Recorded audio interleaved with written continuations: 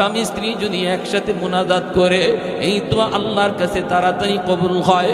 পুরুষের আগে মহিলাদের দোয়া আল্লাহর কাছে বেশি কবুল হয়, কারণ মহিলাদের আমল কম, অর্ধেক পথ তারা আল্লাহর ওলি হওয়ার লাইনে আগায় থাকে।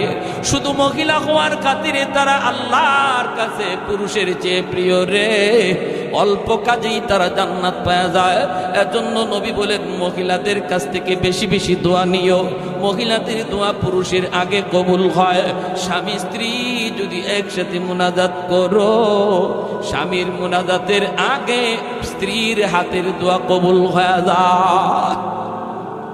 অত্র এলাকার মা,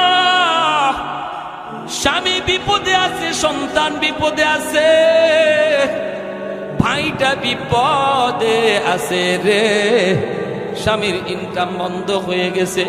মা গো, তুমি আল্লাহর কাছে বেশি কান্দো।